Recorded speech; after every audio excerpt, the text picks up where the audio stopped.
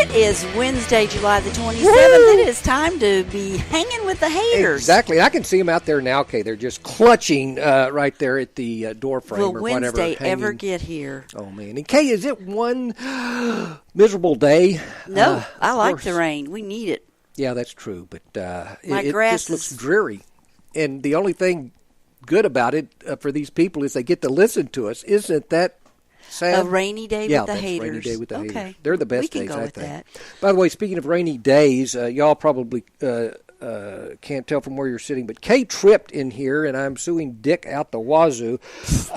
He's not. She came in, and her feet were wet, which, man, in our house, it's slippery as everything, house stuff. And she tripped over something.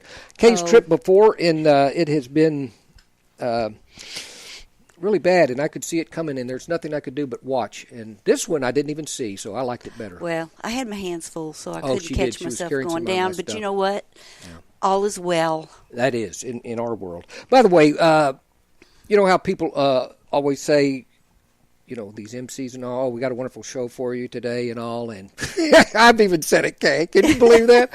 But today we do. We actually, I don't know if you're familiar, those of you that were, of course, out of town and had no computers last week, I mentioned about Pokémon Go, and I asked our intern, Dick's intern, Conroe, if she knew anything about it, and, oh, man, that lady let me flat.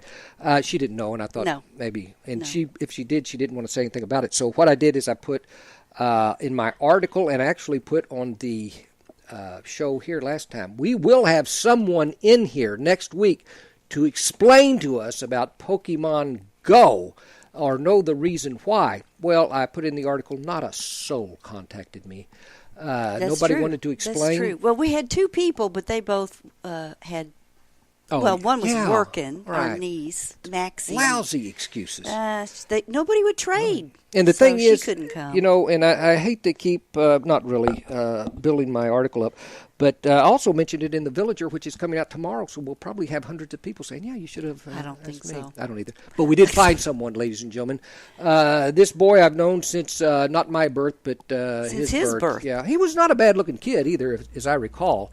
I'm not sure about the hair, if he had much or not. It doesn't matter. Stephen Cross, who is Kay's nephew. Who is my nephew, my brother Michael's oldest. Yeah. And you may remember from last week that Kay the story was Kay talking about her brother Michael, who is pretty much without sight and who has a master's in physics and math. And is very smart. He is so smart. And his son, Stephen, is also very smart. Too. I think it's genetic or something. Because Kay's pretty smart, too, as you...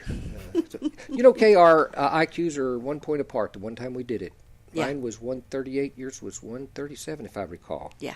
And I am so glad it turned out that way. I mean, I know you're smart, but just the fact 1 point makes me feel...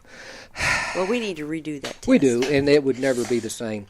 Anyway, so what Stephen's going to do, and we'll probably do this the second segment. Is that what you're trying to say? Segment. Is...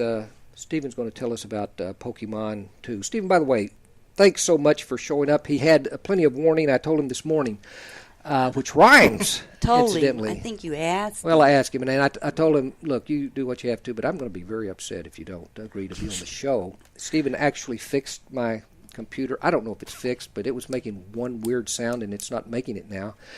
And, ladies and gentlemen, this is the best part. There has been I don't know, would you call it a toolbar or something, to add bar in the top left-hand corner of our TV that covers up. Yeah, we have an LG TV, and it's just like this little banner up in the upper left-hand corner that would not go away. Really? And it was distracting and irritating. Yeah. And this Stephen is sitting next to me in this lounger, and I say, look, Stephen, while you're here, and I handed him the remote that I had been pounding on, I mean, for months. I hit every button on that. What I do is I would go to the menu and look up settings and all, and I couldn't do it. And he took it. There's a little button on the side that says apps. And he hit it. He might have hit it twice, and the dadgum thing went away. And I almost took him 3 wanted seconds. to beat the daylights out of him just because he could do it. And that's when you said, hey, our computer's making a funny noise. By the way, the logo, whatever it is, does come back, but at least I can turn it off for a while. Yeah. I was so pleased. Well, Uncle Mark, I'm glad I could help you with that. I know you are, and I wanted, dadgummit, it had more. Stephen's here to take do a course and stuff, training and all for his he's in the new Houston job. area. Yeah. Anyway, and it was. He stayed with us last night. Didn't have to. Had a hotel room in Houston. Son of a gun. No, I'm going to stay with Uncle Mark and Kay. Okay. And that was wonderful. And so we put him to work, and he did do great. Yeah. But right now, Kay, we have got stuff that's going on that's happened this week. And we generally talk about that to begin with. And so the exciting things in our life. Okay, it's amazing, isn't it? It's unbelievable. I don't. Right now, it's raining and our roof is still leaking into the house, but we've actually got somebody who's going to fix it. Yeah, so this time next week, hopefully, we won't have a leaking roof, and we can start repairing the sheetrock in the bedroom. Right. But here's the problem with that. I actually got bids from 3 different groups to fix it, and the leak is around. This is fascinating, folks, or I wouldn't even be bringing it up. There's leaks around the chimney, and it has no flashing and all. And these 3 different people at different times come out and look at it and say, okay, you're going to need a flange here, and you're going to need. The materials don't cost much at all to do it, but it's going to take some work. Each one of them, I'm not kidding, send in their bids independent of one another, and they're all around $1,000. I'm talking about a job that is kind of unusual, that I don't know how long it would take or whatever, and each one of them somehow, wow, yeah, $950, $975. The high bid is the one I took because the guy actually seemed like he knew what he was talking about. But that's bad, but actually the guy that I turned down his bid, I actually called him and told him I went with somebody else. Well, 2 of his men showed up today to do the job or to, measure stuff for the job, and I had to tell him, no, I called. Bad communications, Kay. But that is very, in no way related to something that happened this week. As we went to HEB, this is fascinating, and saw all kinds of stuff, and I had to look for some, I don't know if y'all know it or not, but I've got a beard, and I shaved the area around my neck. And Kay, it's very sensitive. You know that. It breaks out and everything. Yes. So I needed some aftershave lotion, and I wanted a gel, but I ended up with this stuff that you put on, it burns the daylight. Like Home Alone, that kid, Yeah. But Kay, while I was looking, right there by aftershave, there's stuff that I never even looked at, and I wouldn't had it not been right next. And there was something right here in HEB that get all their stuff locally and all, and it was called horny goatweed. What? And it was a bottle. And I said, I knew, I said, okay, that is not approved by the FDA, but it's something for erectile dysfunction or something, I'm assuming. And I picked it up, and the wording was unusual, but it was exactly leaning towards what it was. And it couldn't say it'll guarantee you this or this, but, somehow or other there's something called goatweed. And I don't know if it has an effect on the goats, or apparently the stuff will have an effect on humans. And I said apparently, and that's not the word at all. So that means you didn't buy any? I didn't buy any, Kay, but it caught my eye. Just wanted that Get you on the clear. record. It did. And here's the deal. When else am I going to bring that up with anyone, Kay? It needs to be shared. Well, let's just broadcast it all over Oh, and the something world. else, Kay. Did you see all the different not vegetables, but fruit they had? They do. Their produce is really, really good. Oh, it is. And we actually got to try I think it was called a apricot plum. They're crossed plums and apricots. I don't even know if it's religiously sound or if it's needs to be done or scientific. But there is a thing that is a white deal. It's large. It's the size of an apricot, but you look at it and say, no, that skin looks plummish to me. And it is an apricot plum, and they had it cut up in pieces at HEB, where everybody grabs. They didn't even have any tongs in it, Stephen. And I went in and grabbed. You still got one and ate it, didn't you? And I gave you one. I didn't tell you about the tongs, but I gave you one. You did. And that was good. And they also had something that was referred to as a aprium plumcot, something like that. Aprium plum, and it was another variety. That's HEB. They have everything else. Well, we've been going because they have Texas peaches. there, and Kroger's doesn't. You just can't beat them. Yeah. So, you know, I have nothing against California or Georgia peaches. It's just that they have to drive them halfway across the country to get here, so it means they have to pick them green. Right. So, and we haven't had many sweet ones. They're usually mush with respect to Georgia, and really they don't even tell you where it's from. They say it's a white peach, inside, or yellow peach. It's and they're iffy mushy. But how good Texas they're gonna be. peaches, Kay, they're good. Folks, they're those peaches that you have to bite in and inhale, suck, because it's going to be all on your chin. You have to stand over the sink. I've had some from Fredericksburg. Fredericksburg. Yeah, they do have good ones. These are from Fairfield, Texas, I believe, up think north. So. But Cooper Farms, I think. And what's the season for peaches, darling? I guess it's right now. June to probably the end of July. Oh, okay. Maybe the early part of August. Well, so we're at the end of the peach season. We're at the what you call your cusp of your ends. Yeah.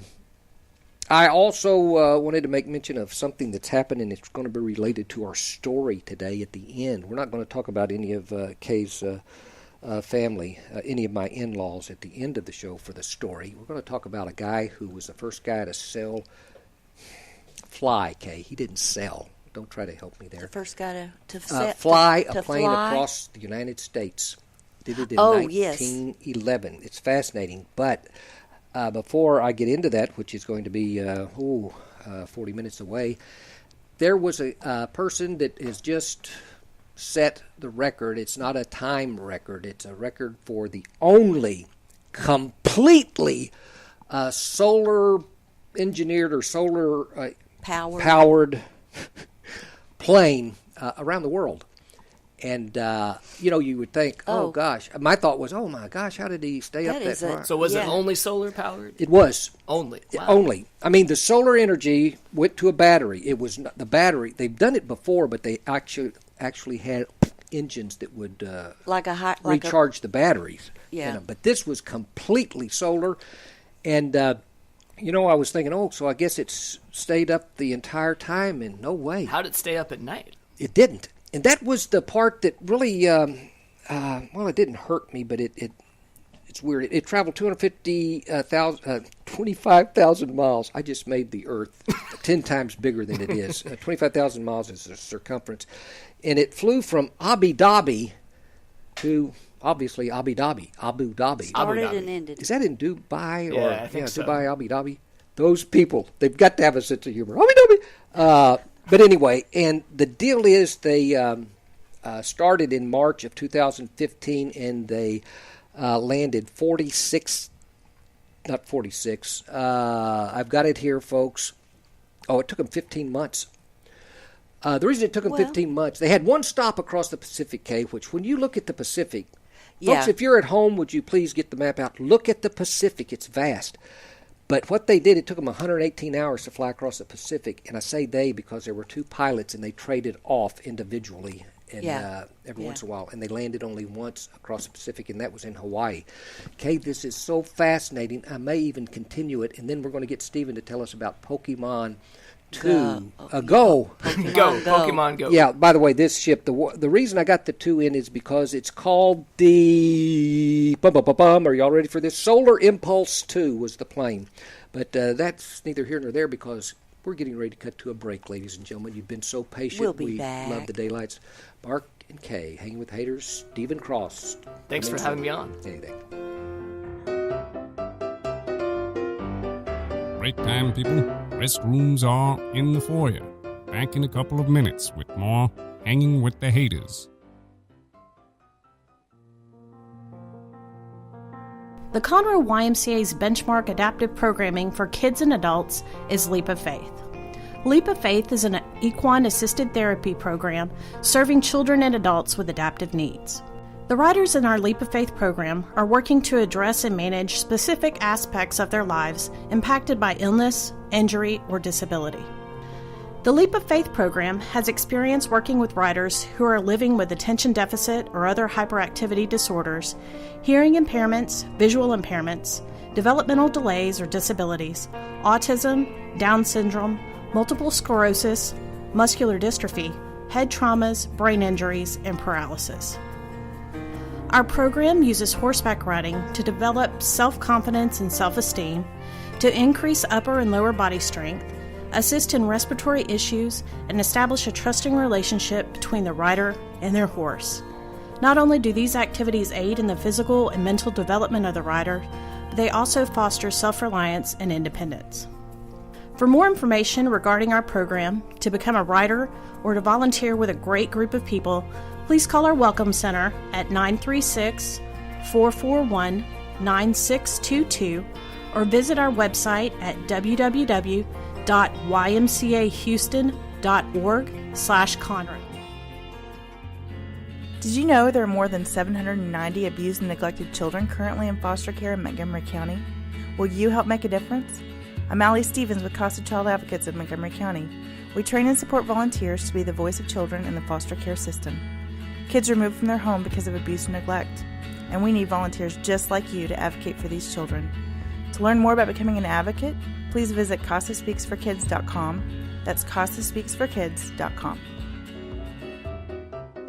And the winning ticket number is 47218.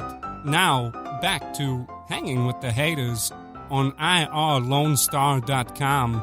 Yeah. The plane is just, you wouldn't believe it. Oh my gosh, I'm sorry, Dick. Seriously, I am so sorry. We're I was back just on the air, finishing Hanging with Haters, Mark and Kay, Stephen Cross here. And I was finishing the story about the Solar Impulse 2. The wingspan was unbelievable, and I told you it took them 15 months to fly the thing across, and the reason is because they had engine solar trouble for a while. There's 17,000 solar little deals on it. Solar cells. I think that's what they call them too, little deals. Yeah, I think so. And also the guy got sick for 2 weeks. There's 2 pilots that trade off, but one of them was, I don't know how many times you've been in one of those solar planes. Never. Big, but if you get up there and you're sick, Stephen, oh my gosh, it's terrible. So he had to stay on the ground when for he a had while. to stop in Hawaii, that would have been a good place They to have one of those vomit bags in there. Oh gosh, you wouldn't believe it's like one of those heavy-duty. Let's not talk about it.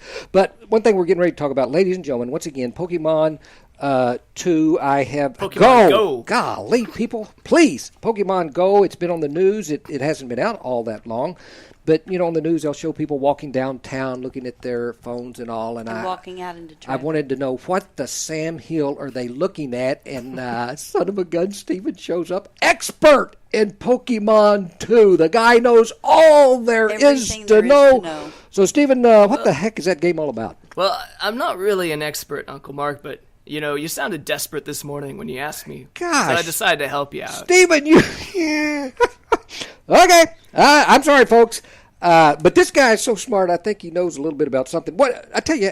Have you ever played Pokemon? Well, I haven't played the game, but I found an extremely reliable source on the internet to explain what it is. Okay, let me... On the internet? On the internet, yeah. Let me, Wow. before you get... I guess maybe the goal. I mean, what is the object, I should say, of Pokemon? You got to catch them all. You got to catch what all? You got to catch the Pokemon. What are Pokemon? Well, Pokemon, I looked it up. It's a portmanteau. It's a linguistic term. It's a blend of 2 words, pocket monsters. I am so fascinated. So you're trying to get rid of the pocket monsters on your phone? They're on your phone. You're trying to catch them and put them inside your phone. Okay, now that makes sense. Why would you do such a thing? You got me there. Oh, okay. I guess it's fun. It's absolutely fun. Can you describe a Pokemon to us? Oh, there's so many different kinds. You'd have to pick which one. They're monsters. Oh, they are. By the way, I have seen them, and I'm sure most people have, and Dick probably has too. What they look like to me, and I think they are those Japanese cartoon things. Little emoji looking. Yeah, they're little animals. Some aren't Whatever anything. They're just round thing with eyes, and you catch them. Dick, fill us in here. You got something, please? Well, I just wanted to let you know that originally it was a game for Game Boy. The first Pokemon came out in like 1998. Yeah. And the idea was your character was a trainer of Pokemon, of the pocket monsters. And you're tasked with your uncle or professor to go out and catch them all. And you basically kept a list of all of them. And you went out, your character went out and used Pokemon to battle other Pokemon to catch them. And then you battled other trainers. And so really what they created was a game where you can battle each other, another player, or battle a person in the game that's a made-up character. And the whole premise of the game is to catch them all and to battle and create your own collection. So in Pokemon Go, it takes that similar idea and brings it to the real world, where you can go out and be a trainer and catch the Pokemon. You can't currently battle each other. But you can battle gyms, which are hotspots and things like that. I just want to make sure you knew it was a game. No, yes. Oh gosh, yes. And I did know that. Stephen had that wrong. I did know that. I did notice. I found that you know how you catch them? You throw a Pokeball. The old Pokeball, okay? And you've got How do you get a Pokeball? So that's in the game. You have the Pokeball, and you actually throw it with the app. You have to download the app onto your phone, and you do a motion on the phone, and you're pointing your phone at something in the real world and throwing the Pokeball at it. Now, on your screen, if there's a Pokemon there, it'll show up on the screen, and you try to capture it. Okay, that is so much fascinating. Let me ask you this. So it uses the camera on your phone, so your phone showing whatever it is that the camera's pointed at, but then the application puts the little monster in there. Yeah. I think they call it augmented reality. Okay. That is just so much hoo-ha. Augmented reality. I've heard of a lot of other augmented. I saw, and folks, really, I believed I was going to have to explain this all myself, so I did get on the internet to look at stuff, but then when Stephen came, I quit looking at stuff because I knew he was so much smarter. No question about it, he still is and will always be. Well, thank you. There's a song entitled that. Honey, we were just born a generation too early. Kay, we were. Otherwise, we would know this stuff. But the ball that you throw, I mean, it's red with a white eye or something, and the more Pokemon you get, you can actually get other balls. There's a fragrance or an essence or something stardust. Well, what the premise of Pokemon Go is getting people. It uses Google Maps to get basically landmarks and things like that to give you an idea. To get Pokeballs, you have to walk around your immediate area to Pokestops, and Pokestops are flagged by artwork or any type of landmark that Google Map said. So an idea in downtown Conroe, to give you an idea, the art benches in downtown Conroe are a Pokestop. The stars in front of the Crichton Theater are a Pokestop. Founders Plaza, the busts of some of the artwork is a Pokestop. And all around the United States, there's little things. So if you look at a map, you can see where a lot of Pokestops are. So you can imagine a museum. Like I went by the Houston Zoo, for example, and there were so many little stops in the zoo because basically every exhibit was a stop. Yeah. And my girlfriend and I went to Herman Park and a mental park with the art and all that kind of stuff in Houston. There was just people. A mental park. Mental. I think the Menil collection. Yes. I knew that, Dick. I was just messing with it. But with the game, what it encourages you to do is to walk around. Right. Some people are choosing to drive around while looking at their phone, which I wouldn't. Yeah, and my favorite was I almost got ran over by a bunch of bikers or on their bicycle looking at their phone. But no, really, like that's the premise of the game is to get to get Pokeballs, to catch your Pokemon. You have to go by the stops and check in almost. Well, so what I read in there, and Steve, you might need to clarify some of this. Like at different areas, there are like if you're near a river or whatever, you will have one of the water Pokemon, and I don't know what they are, but they have certain skills. A water Pokemon can put out a fire Pokemon, and that means if you try to catch a fire Pokemon and you don't have a water Pokemon ball, you could have trouble. Pokeball holds the Pokemon. Right. So think of it as a leash.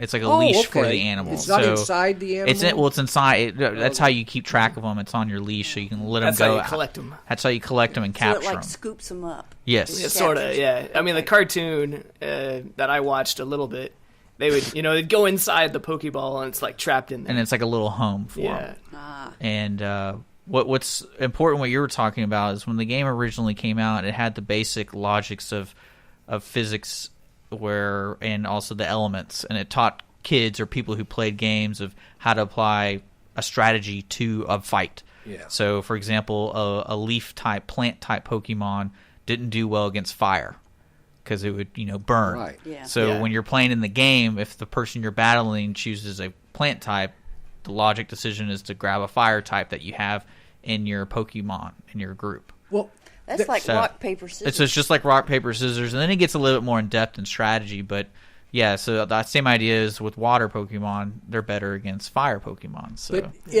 in other words, if you're not playing with a team, the computer's throwing these things at you. Yes. Okay. But if you get enough of them and you get smart enough, then you get it on the team? Yeah, the original game had you had a maximum of 6 on your team. But you can keep catching and exchanging out of the 6. So basically the rules were in the game, like in your battle, you can only have to use 6 Pokemon. Okay. And you can exchange them in and out depending on the turn. I played a lot of Pokemon back in the day. Yeah, I think you played more than I did, but I know the card game. The card game, same elements apply to the card game. The card game is just another form of what Pokemon are and how many you can use and things like that. I never heard of the card game. Yeah. I'm just sick. Well, in Google, they're using Google Maps to do this? Yeah, the company that made the game made this game. But I mean, had owned Google, Alphabet. I don't know if y'all know about Alphabet, but it's basically the company that owns Google now. I know the Alphabet. Well, they call it. It's basically Google owns the game in a sense. Okay. They started with the technology in there. Well, I feel like Google has if it hasn't taken over the world, it's pretty close. So speaking of that, Stephen, you mentioned about concerns about there are some people who have some concerns about this, and that's one reason I'm a little hesitant to download the app. Well, I mean, it collects data such as your location, and I know this is valuable info to businesses. And, hackers' motto is you got to catch all your data. They want to catch all your data. So it's a big target for hackers. Yeah. If they get all your info, they might do something with it. I don't know. So they might know when you weren't home. Yeah. Right. But while you're playing, I mean, someone could pick up and see where you're. Well, I guess if you're playing with someone. It's collecting all your data. And so then it's there somewhere on a server, and then a hacker could potentially get it. Sheesh. And you know nothing about Stardust. Dick, do you know Stardust? Don't know Stardust. Well, the game has to make money, and so the game's free when you download it. Right. But there are certain things like you can buy Pokeballs instead of walking around town and collecting them from the stops. You can just downright buy them. God, what a cheat! And then there's also cool things to where you can buy to increase the amount of how many Pokemon you see and you catch. So, like if you go on the game, you're looking at the game and you see the Pokestops and there's flowers going around like rose petals. Someone paid or got through by chance by stopping at a lure. And a lure basically attracts Pokemon to you, so you don't have to walk around. It attracts it to the spot. So you'll notice people, if you're walking in a park, they might be all huddled at a Pokestop or at a landmark because someone dropped a lure there. Like I see it. It's pretty funny watching all these people huddle around a monument, and it's just people sitting on the grass just playing Pokemon. It's kind of funny. And that's why you saw the stampede of people in like New York. I don't know if you read about that. In Central Park, someone did that, and certain Pokemon were spotted, and everyone rushes to that spot because they want to catch that. So somebody had collected enough Pokemon to throw them out? Is that what he did? They lured them. They lured them in. Oh, yeah, okay. And so a lot of people were waiting for Pokemon to show up because there was a lure there. Those 8 of you who are still with us, and we've lost all of my aged people, I realize that. But we are going to take a break right now and come back, and I'm going to ask about the phone and the actual attempt to get Pokemon. I've still got questions, but Mark's anyway. holding his head in his hand. Yeah, I'm hurting. So. This hurts me, Kate. Ladies and gentlemen, we'll be back in about 3 minutes. Here comes the weather and the traffic. Back in a couple. Thanks, Dick. Break time, people. Restrooms are in the foyer. Back in a couple of minutes with more Hanging with the Hayters. Hi, I'm Mike Sasser, your host of the Health Hour right here on Lonestar Community Radio. I'd like to invite you to tune in to my live show each Wednesday starting at 1 p.m. I like to say it's an hour of health news you can use. Be a part of the conversation by going to MikeSasser.com and clicking on Contact Mike for my email, Facebook, and Twitter links. The Health Hour with Mike Sasser every Wednesday at 1 p.m. on Lonestar Community Radio, your local source for healthy living. Hi, this is BJ Orner from Montgomery County Performing Arts Society. I'm here to remind you to get your tickets now for all the upcoming events that McPass has to offer. All shows will be held at the beautiful Crichton Theater in downtown Conroe. Call 936-441-7469 for your tickets today, or go to our website, www.mcpass.org, for more information. Hope to see you at the show. You're listening to Lone Star Community Radio here on irlonestar.com. It is 12:31 with Hanging with the Haters. We're going to do a quick weather and traffic break and get back to the show. Right now, there have been reports of thunderstorms and rain throughout Montgomery County. It is 74 degrees outside. Humidity is around 97. The rain's going to continue all the way through the night and actually all the way through tomorrow on Thursday. The high today is going to be around 93, and the low is going to be around 75. Traffic conditions in the Montgomery County area, north and southbound on I-45, you are good to go all the way to New Waverly and all the way down, all the way to Houston. You might run into some trouble right there at the Shepherd Curve, but other than that, you're good to go. Other places around Montgomery County are also good to go. You are listening to Lone Star Community Radio. That was our weather and traffic. We're going to get back to Hanging with the Haters right after these messages. Are you interested in learning more about preparing quick, healthy, and safe meals for your family? Would you like to spend time with others learning tips and tricks, along with practicing and tasting nutritious food? If so, the On the Road to Healthy Living Mobile Cooking School is for you. Call Amy Ressler at Texas A&M AgriLife Extension Service at 936-539-7825 to find a class near you or volunteer to host a class. Lone Star Internet Radio is now bringing you the weekly business hour show each Monday morning at 11 a.m. My name is Rick Schissler, and I will be your host. Each week, we will be bringing you local, area, and national business news that you can use. The program will also feature an interview with a local or national business person who will share their own experiences, successes, and failures in operating their businesses. Our show is for anyone who already owns a business, whether they work solo or have employees, and for those who are thinking about starting their own businesses. A bit of information about myself. Again, my name is Rick Schissler, and I am a Silver Fox advisor who has over 40 years' experience as a serial entrepreneur.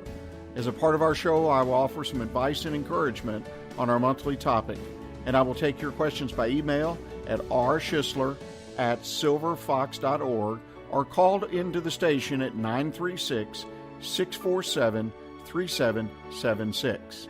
See you on the radio Monday at 11 a.m. for the weekly business hour.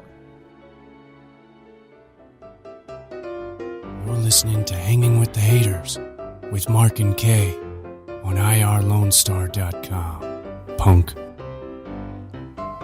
Thank you for hanging with us this afternoon. We've been talking about Pokémon Go, and I thought we were done, but you said you had one more thing you wanted to ask? Yeah, and by the way, it's Pokemon. It's that's the way the Japanese pronounce it. I have no idea. Pokemon Go. And you said it's a what? Pocket Monster. Pocket Monster, yeah. I think the Japanese originally called it and that's Japanese for Pocket Monster. But what I wanted to ask is, you have the special phone, and it's a smartphone, which is a phone that's I probably got but don't know what to do with. It's a computer phone. Computer phone. Yeah.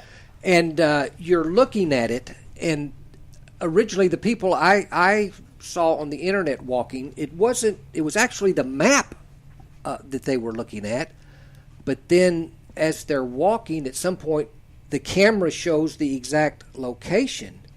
And Dick, I'm going to have you on this, and I'm so sorry. When you see the thing, what key do you hit on your phone to capture it? How's that work? Well, what you're looking at the screen, it looks like a map. And it's the map of the town or wherever you are. It's just like Google Maps. Yeah, that's just what it is, you'll see the little Pokestops as like little flags, basically. Oh, okay. And what happens is you have a little key at the bottom of the screen saying, here's the nearby Pokemon. And they give you an idea like, oh, it's 15 yards, 10 yards, and things like that. So you walk, and you'll see which ones you're getting closer to. And then it'll just show up on the screen. And then you click it. And when you click it, that's when it comes into the augmented reality screen where you pull up your phone and it basically your camera's on and it shows the Pokemon where it is in front of you, and then you basically use your finger to swipe the Pokeball to throw at it. But how do you pick your Pokeball? Is it already on it's already the screen? up. It's already up. It's on the It's screen. ready to go. But what if, okay, it's fire and I need water? See, that's the thing right now. This is the early stage of the game where you're just catching them, so you're not fighting them at all. You're literally just throwing Pokeballs at it. Okay. Yeah, And that's the premise in the beginning. The premise at the beginning, and then what happens after that is the next stage of the game is major landmarks. So to give you an idea, in downtown Conroe, like the Owen Theater and the courthouse, those are major landmarks, so they're called gyms. And basically, when you hit a certain level in the game, you join a team, a colored team, so yellow, red, and blue. All of this is put there by the computer program? By the program. Basically, they take a map, and somebody keyed anytime you see this. And they basically collected data from people checking in and hotspots around town. So you know how people Google, you can type in like historical landmark, and it'll give you little pins of where the historical landmarks are, and they use that information. And then same thing with art. There's that data on the server. And so it's already there. And like to touch on what you were saying is they can track where you're going. They're already tracking where you're going before you even use Pokemon. So like it's just the data usage in the game is very minimal. You're just basically turning on your GPS like you would if you're using the map program, stuff like that. Yeah. So I would say one thing: if you're robbing a bank and you're still playing Pokemon, you need to quit because they know where you are. And they say, Anyway, Stephen and Dick, thanks so much. Dick is a we've been talking about Google Maps and all that kind of stuff. Now, Stephen probably knows a lot about Google Maps, not Pokemon Go, because he's the world traveler in my family. Yeah, and he just got back from a vacation that took him all the way around the world, basically. Been a lot of places. So I flew to Qatar, and then I didn't stay very long in Qatar. I was in Doha, and I stayed one day there, and actually it was at night when I went out, because it's Ramadan over there, and they close everything. Basically, there's nothing open during the daytime. They're assuming you're Islam follower, I guess. Or they just they don't give a rest. So they have the way that religious holiday works is that people fast. They don't eat during the daytime. And so when I was over there for a little bit, people were hanging out at night, and so you can go out and eat. And so we had some really great food. And then next day we went back and we flew to Sydney, Australia. When you said we, you're talking my about... wife, was with me. Yes. So so we went together to Sydney and we spent a few days there, and it was a lot of fun. Okay, before we leave Dubai. Qatar. Qatar, I get them not so the same. mixed up. Yeah. I mean, they're all, I guess, on the Persian Gulf area. If I'm not mistaken. I don't know a lot about it, but I wasn't there very long, and You said you ate good. What kind of food are we talking about here? And do you eat with your hands like they do in movies? You've had hummus before? Yes, I have. Yeah. Not a big fan, Kay is, but so they have a lot of hummus. They had hummus. They had, I believe it was lamb, and I can't remember what everything was called, but I really liked it. Yeah, it was... was it spicy? Not very spicy. It was like, I've had a lot spicier food, like Mexican food. Spicy, and Thai food is a lot spicier, but it was really tasty. It was... a lot of some meat. Have you ever had Lebanese food? Yes, I have. Yeah, it's like that. Not a fan either. Oh, okay. I like it. Okay. Mark is a meat and potatoes kind of guy. I am. And I had one thing that just got me weird is olives with respect to in different areas. I saw an olives. I like olives. This is one thing I can eat off this plate. Holy cow, I don't know what it was. I guess the vinegar was different or whatever. It was in some weird thing. But why Qatar? I mean, what you're traveling? Was there a meeting there or something? No, it was just the cheapest way to go. Oh, you were headed to Australia. Yeah. And you stopped. And why were you going to Australia? Just because you could? Yeah. Oh, okay, cool. And Sydney. And your wife has friends in Sydney. Right. So. Right. And, of course, the first thing that comes to my mind is, of course, the Symphony Center or Opera Center. The Opera House. The Opera House. Sydney Opera House, yeah. Pretty neat. Is it as neat as they say? It was, I loved looking at it. People are all taking pictures of it. I'm sure it's a Pokestop. Oh, yeah. It's got Pokestops. It's got to be a Pokestop or something, yeah. Yeah. But they weren't playing that. I don't think Pokemon Go had come to Australia yet. Oh, yeah. Nobody was doing that yet. Australia's behind. It's behind, I guess, with that. But, it was fun. It was so fun. We got to go around the city, and we met a friend over there. My wife has a friend that she's been writing to for a long time, and she offered to take us around one day, and we drove all over different places so we could see the harbor and to one of the beaches. And it was really beautiful. And it was winter time, which is really funny because it's not very cold. But like right now, it's summer over here, it's winter over there. And it was about 70 degrees. It wasn't very cold. Yeah. Well, that's good. I don't see how I would hate to have to carry heavy coat. When you're going on the plane. Actually, I met Stephen and his wife at the airport, and it looks like they did have everything that you would possibly need, every shoe, Anyway, but did you get to see any one of the 10 most poisonous snakes in the world there in Australia? I did not. I did get to see koala. Oh, koalas were, that's so much better. Yeah, and wallabies. Were they behind glass, or could you actually smell the koala? You can go to Taronga Zoo, and you can pay a little more, and you can get up close and take a selfie with a koala. And that's what we did. Yeah. Awesome. Oh, that is neat. Yeah, it was cool. I just heard the smell was really bad. I heard they smell like eucalyptus, yeah. which smells good. They don't let you feed them anymore. They used to, but they get real aggressive. So apparently they stopped that. So you can get close to them, and they're not gonna do anything if you're just standing there in front of them. They're pretty cute. They just look at you. Yeah. It's kind of like your brother Tony, isn't it? If you feed him, no, that's nothing like Tony. Tony, I was so sure he's not listening. I just thought I would close that. He gets aggressive. No, he doesn't. He does not. Sydney, and let's face it. Where'd y'all go from there? From Sydney. We only stayed in Sydney. We didn't go to any other city in Australia. Okay. And then after that, we went to Bangkok, Thailand. And that's where your wife is from? Yeah. Or close to? She's from Thailand. And she most of her life she grew up in Bangkok. Yeah. Okay.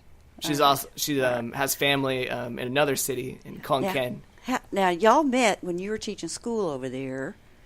Yeah. And so you lived there for how long? 4 years. 4 years. Yeah. Okay. So you really like Thai food. I love Thai food. Oh yes, That's like your favorite thing. I have so many foods that I enjoy. I could tell you a bunch of things to try if you ever. I know you said there was a Thai restaurant that closed around here. That's a shame. Yeah. There's a lot of good Thai food. Yeah. Well, pad Thai is the first thing I ever had that was Thai food, and I love it. It was so good. So good. And I remember one time when we were meeting at my brother Tracy's house, y'all brought some Thai food, and there was like glass noodles. Yeah. That had shrimp. Oh, that was good. Yeah. I don't know if that, so not everything my wife cooks is Thai food, but yeah. I remember that dish. It's really good too. Yeah. So y'all introduced me to Thai food. Not that I've tried very much, but anyway, I guess there's probably a Thai place in the Woodlands. But I would sure think so. Oh, I bet there would be. Yeah. So from Thailand, did you make it in one flight to America?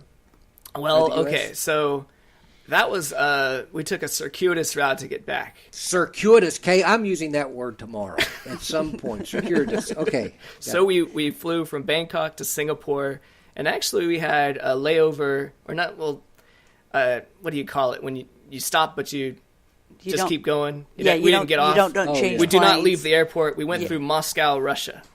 Did you? We did, and that was a little interesting. All I saw was the airport, but I didn't. It wasn't a friendly place. The airport, anyway, wasn't inviting. Not really, not welcoming.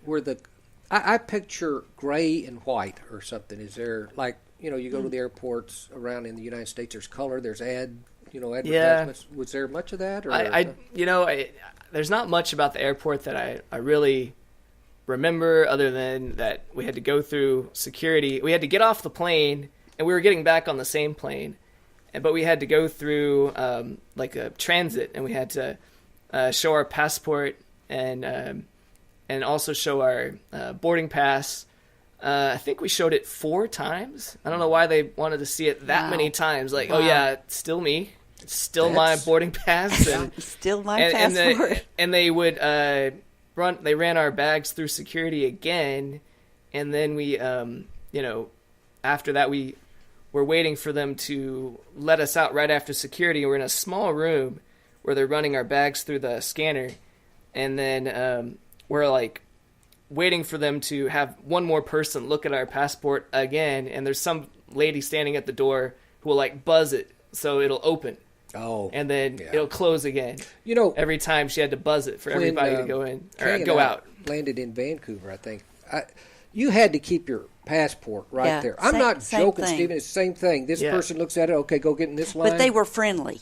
Yeah, they were. Yeah, in Russia they did. Well, I guess I wouldn't say they're all not friendly because. There's a little girl in the Russian, airport personnel were smiling and kind of, playing around with the little girl, being friendly to the kids. Yeah, so they're not all not friendly, but just the bureaucracy of going through the line, and it seemed like unnecessary to check me 4 times. Did they have pictures of Putin everywhere? Hey, please don't get into. I didn't see it. Okay. That's good. I always worry about these leaders that do that. We're just about bell bit. Stephen, thank you so much for being here and for sharing your wealth of information. Well, thanks for having me. We just touched on a few things, but right now we do have a story, something I'm going to tell you, and a joke. Last time we didn't have a joke because I didn't want one, and I was thinking of phasing them out. But Kate, this week I saw a joke I thought was pretty cool. Okay, well, I'm going to share it with you. Let's hear it. Okay, ladies and gentlemen, here it is. I ran into a guy, and he said, I used to work at a fire hydrant factory, but I had to quit. And I said, why did you have to quit? And he said, because I couldn't find anywhere to park. Ba-bum-bum. Fire hydrant. Thank you for explaining. When you have to explain them, and see, younger people don't realize that you would get a ticket if you were however far from next to a fire hydrant. Okay. And most people, except for the Pokemon people, don't see fire hydrants. Probably anymore. not a Pokestop. Yeah, it's not a Pokestop. But anyway, that's it. Earlier in the show, I was talking to you about the solar-powered plane, Solar Impulse 2, that flew around the world, and it took them 15 months to do. It did sail on the wind. It did, Kay. But what was leading to this, Kay, clean your glasses right there. Okay. What was leading to this was the fact that we've got a caller. This story may not get told today, and that's no next problem week. at all. There's always next week. Caller, man, we almost made it through a show without one, and I was thinking nobody really cares, but we do have a caller. Thank you so much for calling. You're on Hanging with the Hayters, Mark and Kay. If you could tell us who you are and tell us your comment or question. Yeah, sir. It's me here, Wayman Smoot. Oh, Wayman. I'm sitting outside the Montgomery County Jail, and I'm waiting for the game to start. And I'm just wondering if y'all just know when the game is supposed to start. I'm sorry, Wayman. It's really the game. It's a computer game that you use with your phone, and I'm assuming you probably don't have the smartphone. Do you have a smartphone, Wayman? Well, I don't know how smart it is. It hadn't been to college, but I see. But it's Pokemon, so I figured I'd go to the Pokey and hang out. And I see. I'd be ahead of the game. I tell you, Wayman, that went right over my head the first time, but now I thought it did. That's why I had to bring it up again. Exactly. I tell you, this man knows a little bit about a lot of stuff, and I didn't catch that. I'm so sorry, but no, you got to catch them all, Mark. You do. You got to catch all the Pokemon. But I am just impressed, like all get out, Mr. Smoot, that you even know anything about the game. Show. Yeah, okay. Well, I'm going to just sit here for a little bit longer and see if Montgomery County starts that game pretty quick here. You betcha. I think it'd be a lot of fun here, and we're at the Pokey so I should get extra points. Right. So, you should. And if you don't mind, at some point, call back, maybe next week and explain to us what the Sam Hill, the Pokemon looks like, the ones that's been in jail and all. I'm thinking handcuffs or something, but Wayman. thank you a ton, buddy. We appreciate it. And okay. If they're in handcuffs, stay away. Yeah. See you on the flip side. You bet. All right. I am so sorry, folks, that I did not know. I expressed myself poorly. I think Wayman listens to our show a lot. It's scary. That's so cool. Okay, back to this story. When I was living in Georgetown with my darling Kay, we lived there for 2 years, and I was Georgetown, Texas. Doing some feature stories for the newspaper there, just because they didn't know me and thought that, wow, maybe he's good. And I saw that there was a pilot from way back when in 1911 who flew right across the town of Granger, which is very close to Georgetown. And I said, that's interesting. They said, well, it's a guy who actually was the first person to fly the plane all the way across America. And so I said, this is fascinating. So I started doing some research, actually found a lady who was 90-something, but she had actually seen this person. She saw the pilot in the plane. Huh? Name was Cal Rogers, Calbreth Perry Rogers. In fact, his great-grandpa, was Admiral Perry, who actually started trade with Japan many, many years ago. Isn't this fascinating? Anyway, what happened with respect to Galbraith, he wanted to win $50,000 that William Randolph Hearst was giving $50,000 to the first person who flies in 1911 all the way across America in 30 days, which, folks, the only planes they had then were those Wright brother planes. And what the first thing Galbraith did, he had been a pilot for about 2 weeks. And he said, this is wonderful. He'd been a pilot for 2 weeks? Yeah, not very long. He just got his license. He just got his license. You probably get it in a day then. Anyway, he got with a company called Vin Fizz. They had a grape drink. And he said, I'm getting ready to fly across the country, and would y'all support me? And Vin Fizz boss said, by the way, the grape drink was horrible. A lot of people said, we will give you $3 to $5 for every mile you fly across the United States. And not only that, we're going to have a train that's going to follow you, because the only way you know to get across the United States is by following the train tracks and all. Okay. And one automobile. So son of a gun, he was all set. So he left in, what was it? Where did he leave from? He left from Brooklyn. Okay. Back then, that was the deal. You go from Brooklyn, New York to Pasadena, California. Okay. He set out, and the first day, he went 105 miles, which was super. The next day, he had a crash. And he didn't go nearly as far. It took him a day to fix his plane. And this plane took, what was it? 84 days to go across, so he missed the $50,000 thing.